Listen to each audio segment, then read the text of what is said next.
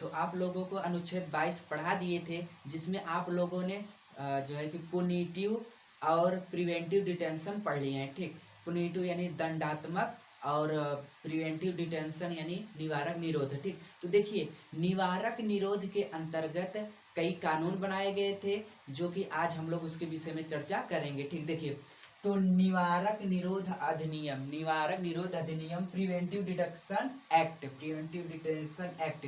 देखिए यह क्या होता है, प्रिवेंटिव डिटेक्शन एक्ट यानी कि निवारक निरोध अधिनियम में किसी भी व्यक्ति को बिना अपराध के, ठीक, यानी अपराध से पहले ही बिना वारंट के गिरफ्तार कर लिया जाता है।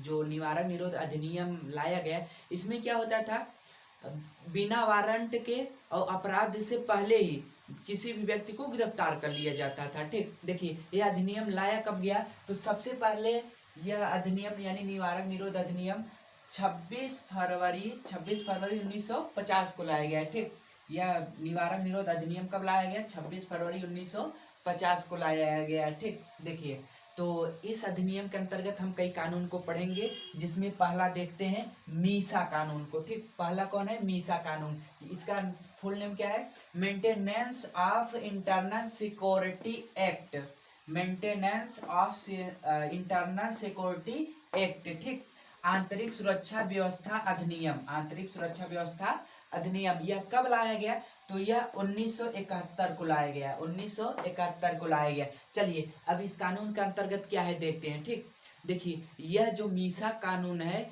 यह इंदिरा गांधी ने लाया। मीसा कानून को इंदिरा गांधी ने संसद में पारित करके लाया। ठीक, यह कानून को लाया इंदिरा गांधी ने लाया। और देखिए जब यह कानून बन गया मीसा कानून, इसके तहत सरकार को असीमित शक्तियां मिल गई, असीमित अधिकार मिल गया। ठीक, इसके अंतर्गत किसी भी व्यक्ति को बिना वारंट के गिरफ्तार कर लिया जाता था, उसकी जो है तलाशी होने लगी, बिना वारंट गिरफ्तार तलाशी। अगर देखा जाए इसमें क्या होता था कि जैसे कि मान के चलिए जो सरकार है, उस समय की सरकार तो ये इंदिरा गांधी थी, तो सरकार के पक्ष में या कोई विरोधी है जैसे सरकार का, तो सरकार का विरोध कोई कर रहा है तो क्या करते हैं, उसको गिरफ्तार कर लेते हैं। गिरफ्तार हो गया, अब जब पूछा भैया क्यों गिरफ्तार किया, वो इस पर शक था इसलिए गिरफ्तार कर लिए, तो शक वश ही गिरफ्तार कर लिया जाता था। ठीक, और देखिए जैसे अभी इंदिरा गांधी जो है इस सरकार में थी, तो क्या हुआ, जैसे मान लीजिए कि चुनाव का माहौल आ गया, यानी चुनाव आ गया, तो चुनाव के समय क्या होता था, सारे नेताओं को क्या करते थे, विपक्ष जो नेताएं थे, सारे नेताओं को गिरफ्तार हो जाते थे, गिरफ्तार कर लिया जाता था। और जब सब गिरफ्तार हो गए तो बचा कौन, यही ना बची, अकेली बची ना।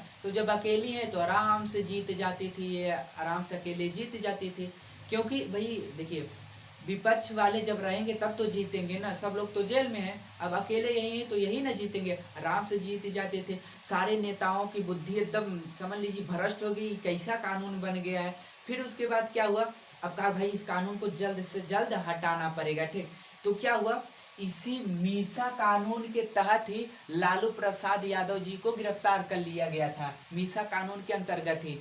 और हाँ, जब ये जेल में थे ना, तब इनकी लड़की पैदा हुई थी, इनकी लड़की तभी पैदा हुई थी, इसलिए उस लड़की के नाम मीसा रख दिए थे, इसलिए मीसा रख दिए थे, क्योंकि मीसा कानून के अंतर्गत ही जेल में गए थे, मीसा कानून के अंतर्गत ही जेल में गए थे। इसलिए क्या हुआ कि उसी समय जब पैदा हुई बच्ची तो उसका नाम मीसा रख दिए। ठीक, तो यह फिलहाल जनता पार्टी का जब जो है जनता पार्टी जब जीता, तब जो है ये जो मीसा कानून आया था उसको तुरंत ही रद्द कर दिया गया, यानी समाप्त कर दिया गया। ठीक, जनता पार्टी के जीतने के बाद इस कानून को समाप्त कर दिया गया। ठीक, और देखिए अगला कानून देखते हैं, टाडा कानून। अगला कानून क्या है, टाडा, इसका फुल नेम क्या है, terrorist and disruptive activities act, terrorist and disruptive activities act. ठीक, आतंकवाद एवं विघटन गतिविधियां अधिनियम। ठीक, यह अधिनियम कब लाया गया था,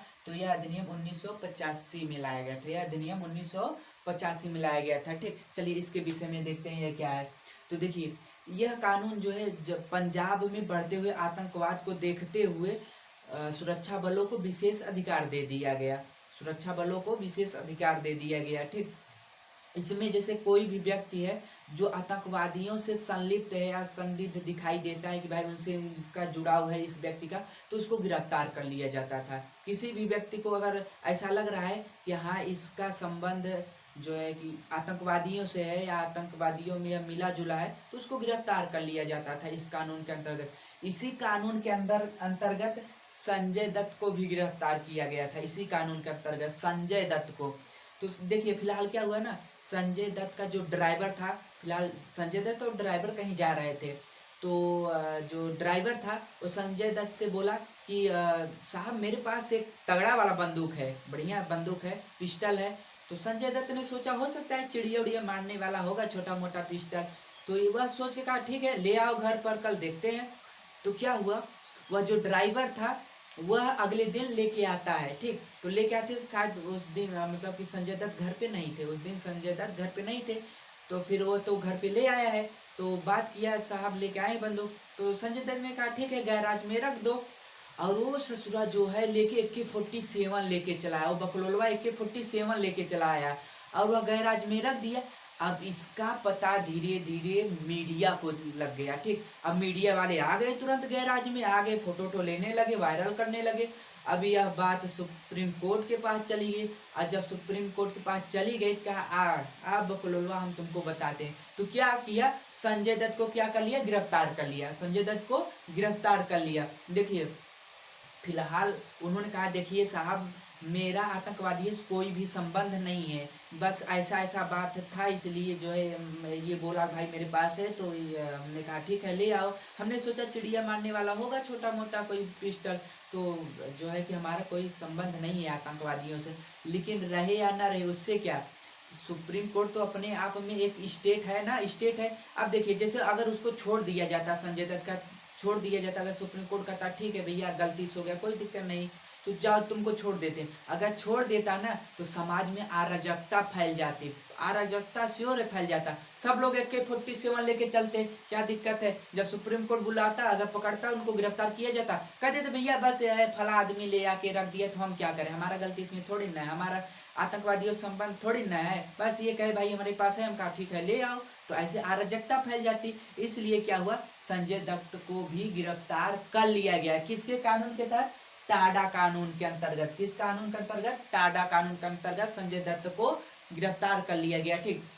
देखिए संजय दत्त को गिरफ्तार तो कर लिया गया, लेकिन उनको पे रोल पे छोड़ दिया जाता था। उस समय अग्निपथ जो मूवी रिलीज हो रही थी, अग्निपथ, तो रिलीज करने के लिए संजय दत्त को पे रोल पे छोड़ दिया जाता था। अब कहेंगे पे रोल क्या है, तो समझिए पे रोल क्या है। जैसे सपोज दैट हम यहाँ पढ़ा रहे हैं, हमारे बैच में 1000 बच्चे हैं, ठीक, 1000 बच्चे हैं। तो देखिए जैसे सपोज दैट हमको टाडा कानून के अंतर्गत गिरफ्तार कर लिया गया। अब हम तो भैया गिरफ्तार हो गए, अब पढ़ाएंगे कैसे, तो हम कहेंगे देखिए सुप्रीम कोर्ट साहब हमको तो आप गिरफ्तार कर लिए, लेकिन हम 1000 बच्चों को पढ़ा रहे हैं, ठीक। अब हमारे पीछे 1000 बच्चों का भविष्य है, तो हम गिरफ्तार हो जाएंगे, हमको आप जेल में रख देंगे, तो बच्चे कहाँ जाएंगे। तो सुप्रीम कोर्ट कहेगा ठीक है हम तुमको पे रोल पर छोड़ देते हैं। तो पे रोल पे हमको छोड़ देगा पढ़ाने के लिए, तो हम जेल से आएंगे, यहाँ पे जितने समय का क्लास होता है क्लास करेंगे, आप लोग को पढ़ाएंगे, फिर उसके बाद पुलिस हमारे साथ आएगी।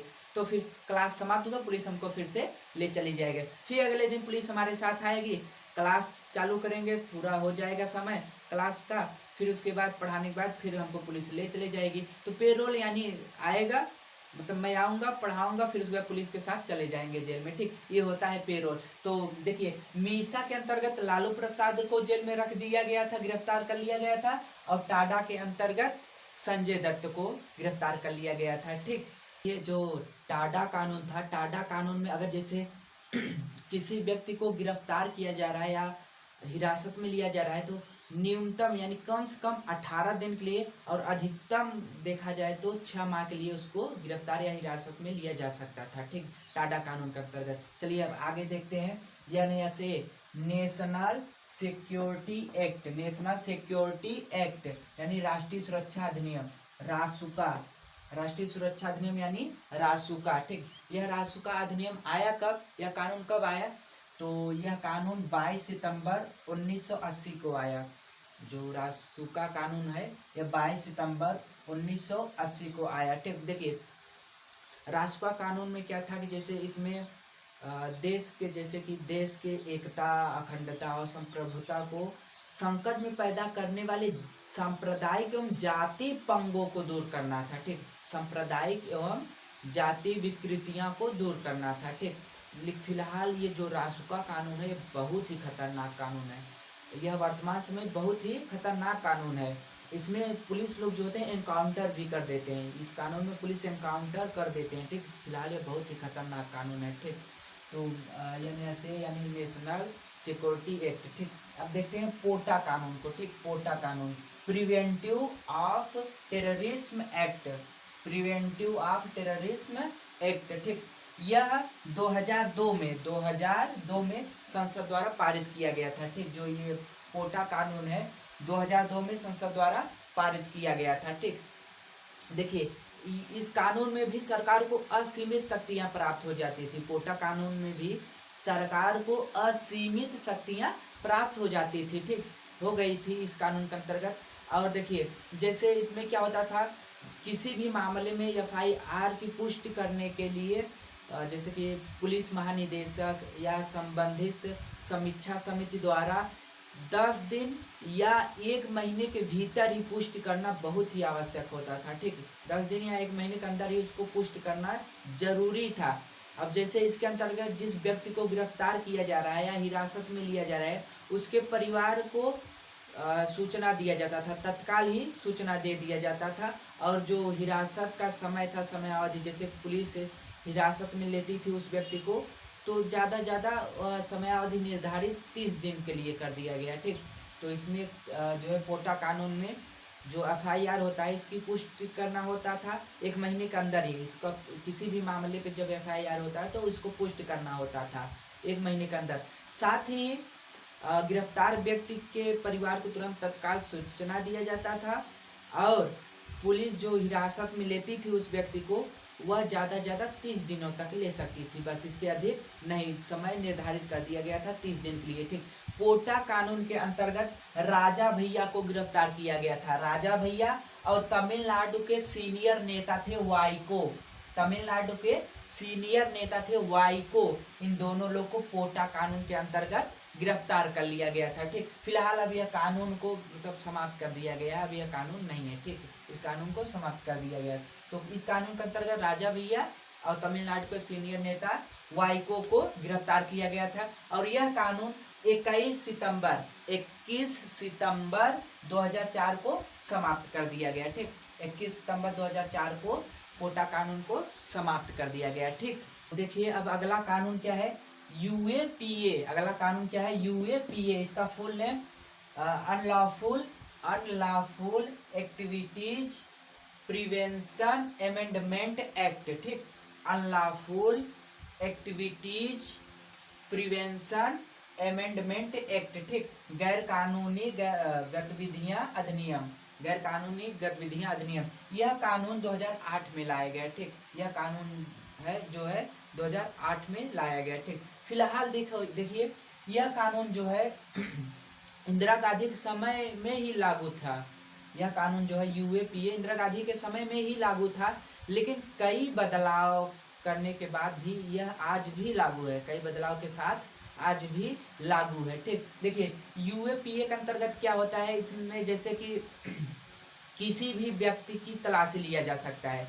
UAPA के अंतर्गत किसी भी व्यक्ति की तलाशी लिया जा सकता है और उसको आतंकवादी भी ठहराया जा सकता है। इस कानून के अंतर्गत उसको आतंकवादी भी ठहराया जा सकता है। ठीक, तो देखिए दिल्ली यूनिवर्सिटी के जो प्रोफेसर थे, दिल्ली यूनिवर्सिटी के प्रोफेसर GN साई बाबा व कोबाड गांधी, इन दोनों को ही UAPA के तहत गिरफ्तार कर लिया गया था। इन दोनों लोग को UAPA के तहत गिरफ्तार कर लिया गया था। ठीक, चलिए अब अगला कानून देखते हैं, अस्फा कानून। ठीक, देखिए armed forces special powers act, armed forces special powers act. ठीक, सशस्त्र बल विशेष अधिकार अधिनियम। यह अधिनियम संसद द्वारा 11 सितंबर 1958 को पारित किया गया। ठीक, यह अधिनियम 11 सितंबर 1958 को पारित किया गया। ठीक, देखिए इस अधिनियम में है क्या, यह अधिनियम लगता कहाँ है, यानी यह कानून कहाँ पे लगाया जाता है। देखिए यह कानून जो है अशांत एवं आतंकवादी क्षेत्र में लगाया जाता है। जो यह अस्फा कानून है अशांत एवं आतंकवादी क्षेत्र में लगाया जाता है। वहाँ अगर देखिए वहाँ पर जैसे कि सेना लोग को किसी का घर तलाशी लेना हो तो वो आराम से ले सकते हैं, कोई दिक्कत नहीं है। देखिए अगर उनको शक हो रहा है कि इसमें आतंकवादी है या हथियार है तो किसी भी घर को वो तलाशी ले सकते हैं सेना लोग। और देखिए अगर किसी पर संदिग्ध है या संदेह बढ़ रहा है कि आतंकवादी है तो उसको गिरफ्तार भी कर सकते हैं सेना लोग। ठीक, और अशांति फैलाने वाले या बार बार कानून को तोड़ने वाले लोगों को मृत्यु तक का बल का प्रयोग किया जा सकता है। मृत्यु बल यानी कि उसको मृत्यु भी दिया जा सकता है सेना द्वारा। ठीक, और जैसे कि इसी कानून के अंतर्गत जैसे कि मान लीजिए आतंकवादी है और वह किसी बिल्डिंग या घर में आश्रय बना कर रह रहे हैं या छुपे हैं, तो वहां पर जैसे कि अधिक हथियार, ढेर सारा हथियार उनके साथ है, तो सेना लोग उस आश्रय स्थल को भी तबाह कर सकते हैं, उस आश्रय स्थल को भी तबाह कर सकते हैं। ठीक, तो देखिए ये जो अस्पा कानून है फिलहाल अब वर्तमान समय में देखा जाए तो असम और अरुणाचल प्रदेश कुछ ही क्षेत्र में लागू है और विशेषकर यह लागू हर जगह नहीं है। असम और अरुणाचल प्रदेश के कुछ ही क्षेत्र में लागू है। ठीक, बस इतना ही। तो इसमें जो महत्वपूर्ण जो कानून थे, जहाँ तक जो भी प्रमुख थे आप लोग को बता दिए हैं। आई होप आप लोग को समझ आया होगा। तो आप लोग को ये कानून समझ आएगा। देखिए जो प्रमुख था बस वही, फिलहाल कानून तो कई बनाए गए थे लेकिन जो इनमें से बहुत महत्वपूर्ण था, प्रमुख था, वही चीज़ आपको बताए हैं। ठीक, तो आई होप आप लोग को इतना समझ आ गया होगा। अब क्लास आगे कल करेंगे शोषण के विरुद्ध अधिकार। ठीक, आगे कल करेंगे क्लास।